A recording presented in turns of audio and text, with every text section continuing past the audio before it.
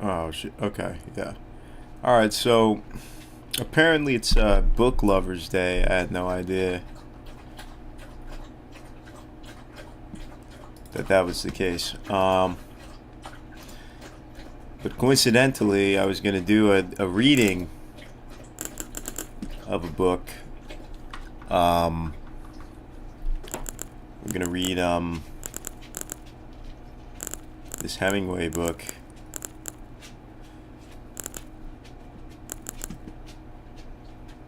Um,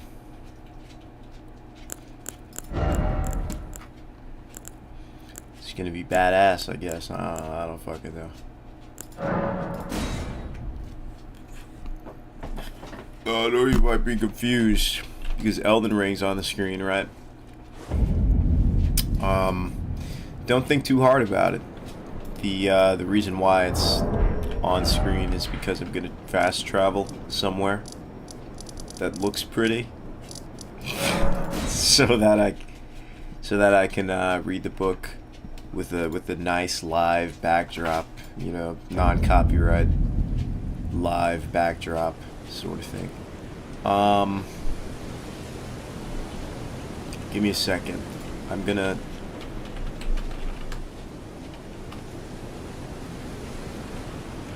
Okay. Almost done. Almost done. Almost done.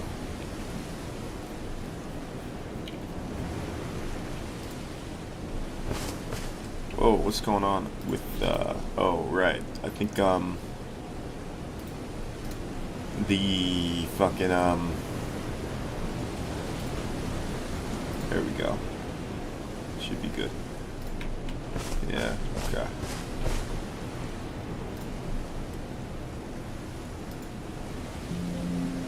Table is outdated. Yeah, whatever. Okay, hopefully the no clips still work. We'll see.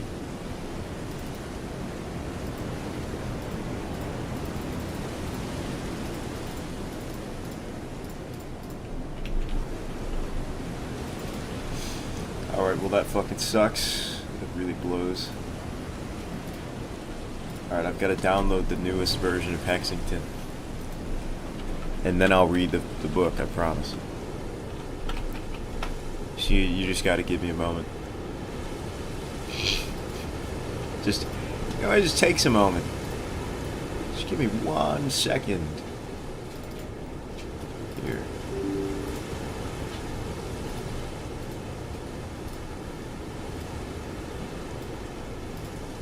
Okay.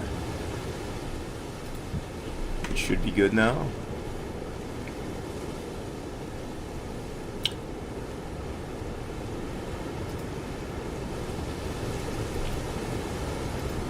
Okay.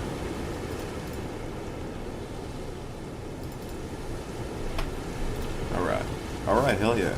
There we go. Got the free cam on. Is that Vare? I thought I saw Vare. That was weird. Alright, what do you think is a good, like, backdrop for this? Like, what are we thinking, like, somewhere up here with the birds or something? Because I like those birds. I want them in the picture, the shot. How about, like, the side of the church? Like that. Yeah, that's pretty fucking nice. Hell yeah, dude.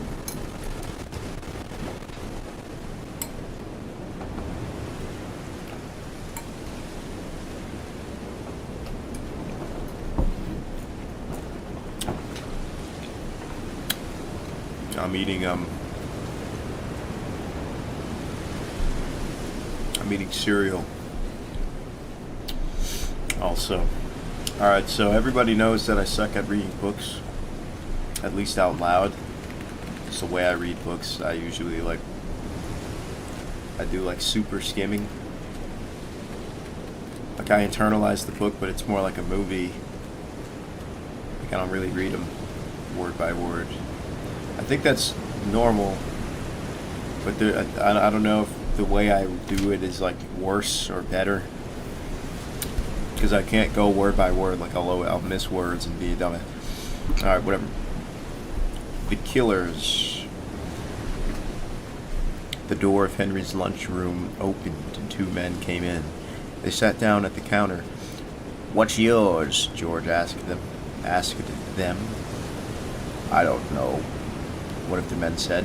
"What do you want to eat, Al?" "I don't know," said Al. "I don't know what I want to eat." Outside, it was getting dark. The street lights came on outside the window. The two men at the counter read the menu. From the other end of the counter, Nick Adams watched them. He had been talking to George when they came in. How did the first guy sound? "I'll have a roast pork tenderloin with applesauce and mashed potatoes." That's how he sounds now. The first man said, "It isn't ready yet." "The hell do you put it in the card for?" "That's the dinner," George explained. "You can get that at 6 o'clock. George looked at the clock on the wall behind the counter. "It's 5 o'clock. "The clock says 20 minutes. "The clock says 20 minutes past 5, the second man said. "It's 20 minutes fast." "Oh, to hell with the clock," the first man said. "What have you got to eat?" "I can give you any kind of sandwiches. You can have ham, eggs, bacon, and eggs." Oh my God. My dog, sorry. "You can have ham and eggs, bacon and eggs, liver and bacon, or a steak. Give me chicken and croquettes with green peas and cream sauce and mashed potatoes." "That's the dinner." "Everything we want's the dinner, eh? That's the way you work it." I can give you ham and eggs, bacon and eggs, liver." "I'll take the ham and eggs," the man called, Al said. He wore a derby hat and a black overcoat, buttoned across his chest. His face was small and white, and he had tight lips. He wore silk muffler gloves. "Give me bacon and eggs," said the other man.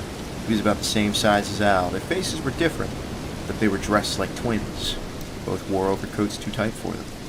He sat leaning forward, their elbows on the counter. "Got anything to drink?" "Is this the small one?" "Got anything to drink?" Al said. "Silver beer, bevo, ginger ale," George said. "I mean, you got anything to drink?" "Just those," I said. This is a hot town," said the other. "What do they call it?"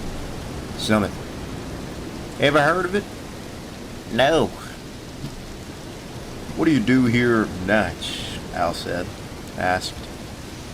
"They eat dinner." "They eat dinner," his friend said. "They all come here and eat the big dinner." "That's right," George said. "So you think that's right?" Al asked George. "Sure." "You're a pretty boy, aren't you?" "You're a pretty boy." What it was? "You're a pretty boy, aren't you?" "Sure," said George. "Well, you're not," said the other man. "Easy, Al." I think my house has shifted 4 feet. "You dumb," said Al. He turned to Nick. "What's your name?" Damn, what should his voice be?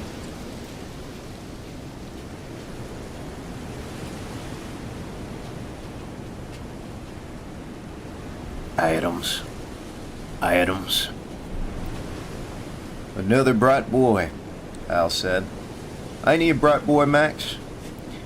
"This town's full of bright boys," Max said. George put the 2 platters, one of ham and eggs, the other of bacon and eggs, on the counter.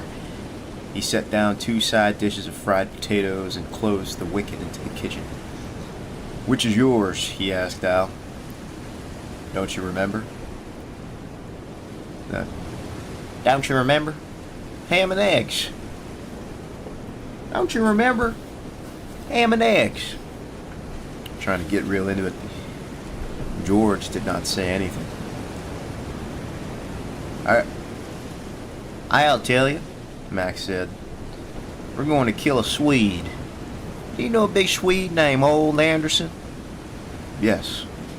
Comes here to eat every night, don't he?" "Sometimes he comes here." Comes here at, say, 6 o'clock, don't he?" "If he comes." We know that. We know all that, bright boy," Max said. "Talk about something else. Ever go to the movies?" "Once in a while." "You ought to go to the movies more." The movies are fine for a bright boy like you. What are you going... What? Are you gonna kill old... What are you gonna kill old Anderson for? What did he ever do to you? He never had a chance to do anything to us. He never even seen us. And he's only ever gonna see us once, Al said from the kitchen. Wait, hold on, he's in the kitchen. And he's only ever gonna see us once. And he's only ever gonna see us once, Al said from the kitchen. What are you gonna kill him for then? Damn it, George sounds shitty. I can do better than that. What are you gonna kill him for then? What are you gonna kill him for then? Damn it, dude, fuck me. How should I do George? What are you gonna kill him for then? Why are you gonna go ahead and do a thing like kill him? There we go. What are you gonna kill him for then? Ah, damn.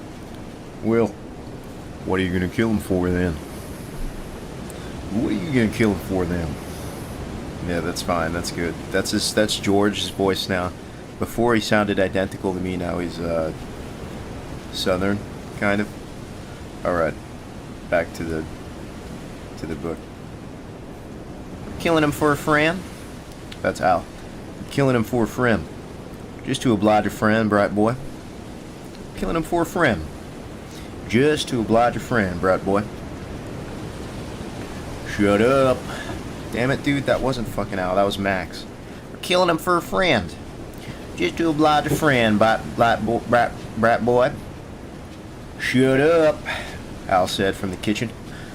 You talk too damn much. Well, I gotta keep Bright Boy amused, don't I, Bright Boy? You talk too damn much, Al said. Oh, shit. Okay, well, he says the N-word. The beep and my Bright Boy are amused by themselves. I got them tied up like a couple of girls in the covenant. I suppose you were in a covenant. You never know. You were in a kosher covenant. That's where you were. George looked up at the clock. If anybody comes in, you tell them the cook is off. And if they keep after it, you tell them you'll go back and cook yourself. You get that, Bright Boy? All right, George said. What are you going to do with this afterward? That'll depend, Max said. It's one of those things you never know at the time. George looked up at the clock. It was 6:15. A door from the street opened. A streetcar motorman came in. Hello, George, he said. Can I get supper? Sam's gone out, George said. He'll be back in about half an hour. I'd better go up the street, the motorman said. George looked up at the clock. It was 20 minutes past 6. That was nice, Bright Boy, Max said. You're a regular little gentleman. I knew I'd blow his head off, Al said from the kitchen. No, said Max. It ain't that. Bright Boy's just nice. He's a nice boy. I like him. At 6:50, George said. He's not coming. 2 other people had been in the lunchroom. Once George had gone out to the kitchen and made a ham and egg sandwich to go that a man wanted to take with him. Inside the kitchen, he saw Al, his derby hat tipped back, sitting on a stool beside the wicket with the muzzle of a sawed-off shotgun resting on the ledge. Yeah. Nick and the cook were back to back in the corner, towel tied in each of their mouths. George had cooked the sandwich, wrapped it up in oiled paper, put it in a bag, brought it in, and the man had paid for it and gone out. Bright Boy can do anything, Max said. He can cook and everything. You'd make some girl a nice wife, Bright Boy. Yeah, George said. Your friend, old Anderson, isn't gonna come. We'll give him 10 minutes, Max said. Max watched the mirror in the clock. The hands of the clock matched 7 o'clock, and then 5 minutes past 7. Come on, Al, Max said. We better go. He's not coming. Better give him 5 minutes, Al said from the kitchen. In the 5 minutes, a man came in, and George explained that the cook was sick. Why the hell don't you get another cook? The man asked. Aren't you running a lunch counter? He went out. Come on, Al, Max said. What about the 2 Bright boys and the beep? They're all right. No, they're all right. You think so? I definitely got their voices mixed up, by the way. But I gotta just keep going. Sure, we're through with it. But I don't like it, said Al. It's sloppy. Talk too much. Oh, what the hell, Max said. We gotta keep amused, haven't we? You talk too much all the same, Al said. He came out from the kitchen. The cut-off barrels of the shotgun made a slight bulge under the waist of his too tight-fitting overcoat. He straightened his coat with his gloved hands. So long, Bright boy, he said to George. You got a lot of luck. That's... What? What the fuck? Fucking Al said that? How was I supposed... This is Max, but I'm gonna make it Al. That's the truth, Max said. You ought to play the races, Bright boy. The 2 of them went out of the door. George watched them through the window past the arc light across the street. In their tight overcoats and the derby hats, they looked like a vaudeville team. George went back through the swinging door into the kitchen and untied Nick and the cook. This is a stereotypical, black, cook guy. It's the dude they were calling the N-word constantly. I don't want any more of that, said Sam the cook. I don't want any more of that. Nick stood up. He had never had a towel in his mouth before. How does he sound? Say, he said. What the hell? He was trying to swagger it off. They were gonna kill old Anderson, George said. They were gonna shoot him when he came in to eat. Old Anderson? Sure. The cook felt the corners of his mouth with his thumbs. They all gone? Yeah, said George. They're gone now. I don't like it, said the cook. I don't like any of it at all. Listen, George said to Nick. You better go see old Anderson. All right. You better not have anything to do with it all. Oh, you better not have anything to do with it at all, Sam the cook said. You better stay way out of it. Don't go if you don't want to, George said. Mixing up in this ain't gonna get you anywhere, Cook said. You stay out of it. I'll go see him. Nick said to George. Where does it live? The cook turned away. Little boys always know what they want to do, he said. He lives up in the Hirsch's rooming house, George said to Nick. I'll go up there.